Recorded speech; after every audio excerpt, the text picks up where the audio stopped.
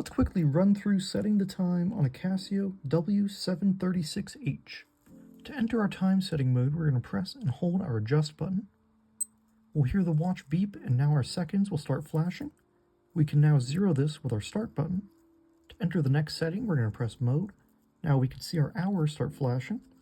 We can adjust this with our start and our split button to go forward and reverse.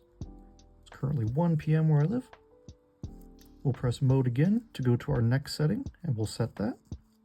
Mode once more will allow us to choose 12 or 24-hour timekeeping.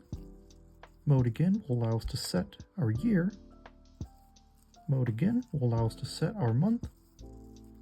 And mode once more will allow us to set our day.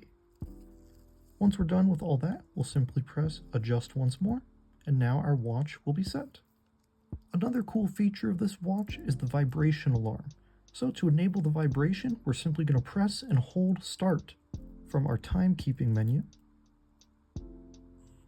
And then we'll see the little VIB for vibration indication pop up.